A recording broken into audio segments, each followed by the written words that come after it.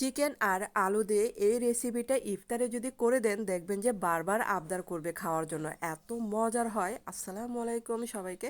আর এটা যেদিন বানিয়ে দিবেন সেদিন কিন্তু দেখবেন যে সবারই আকর্ষণ থাকবে এটা খাওয়ার জন্য।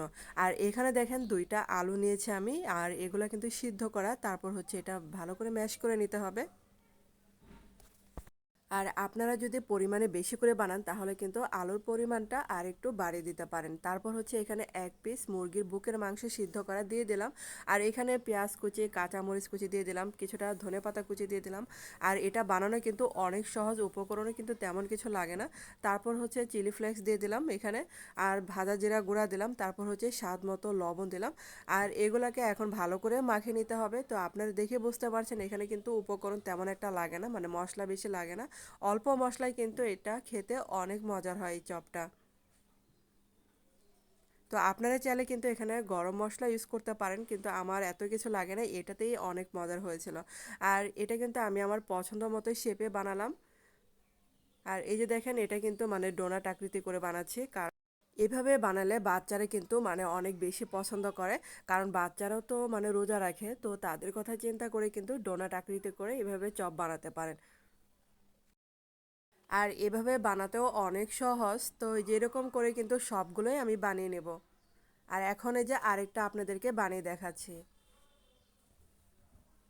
আর আমাদের বাসায় চিকেন আর আলুর এই চপটা কিন্তু প্রতি বছরই বানানো হয়, কারণ খেতে এত মজার হয়, এত বেশি মশলা লাগে না, অল্প মশলায় কিন্তু এই চপটা বানানো হয়। আর এই যে দেখেন আমি এই যে এই কয়েকটা বানিয়েছি। আর এখন একটা বেটার তৈরি করব। এখানে আটা দিয়েছি, তারপর হচ্ছে চিলি ফ্লেক্স আর অল্প পরিমাণে লবণ দিয়েছি। আর এই যে পানি দিয়ে অল্প অল্প পানি দিয়ে এটা বেটার তৈরি করলাম। আর এখানে কিন্তু বেটারটা বেশি ঘন হবে না, আবার বেশি পাতলাও হবে না। আর এখানে যে চপটা ভালো করে ডুবিয়ে তারপর হচ্ছে এখানে আমি এটা কোট করার জন্য ব্রেড ক্রাম করে রেখেছি। আর এই যে দেখেন বেটারে ডুবিয়ে তারপর হচ্ছে ব্রেড ক্রামে এরকম করে কোট করে নেবেন। আর আমি কিন্তু আরেক হাতে করছি, কারণ হচ্ছে এই হাতটা শুকনা, আর এখানে বেটারটা বেশি লাগবে না, তার জন্য কিন্তু শুকনা হাতে করতে হবে। আর কোট করার সময় দেখবেন যে ছিদ্রিটা মানে বন্ধ হয়ে যায়, তারপরে যে হাত দিয়ে এরকম করে আবারও করে নেবেন। তো সেমভাবে এই যে এরকম করে সবগুলোই করে নিলাম। আর এই অবস্থায় কিন্তু আপনারা ফ্রোজেন করতে পারেন। আর এগুলাকে এখন তেলে ভেজে নেব। তো ইফতারে দেখবেন যে এই আইটেমটা বানিয়ে দিলে বাচ্চা থেকে বড় সবাই কিন্তু অনেক মানে প্রশংসা করে।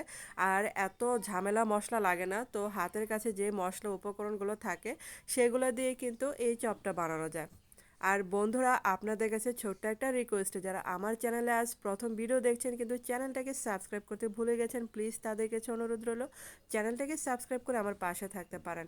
আর এরকম এই যে লাল লাল করে ভেজে আমি তুলে নেব। তো সবগুলোই দেখেন এই যেরকম করে ভেজে নিলাম। তো ইফতারের আগ মুহূর্তে এরকম করে ভেজে ইফতারে পরিবেশন করতে পারেন। আবার এগুলা বেশি করে বানিয়ে রেখে ফ্রোজেন করতে পারেন।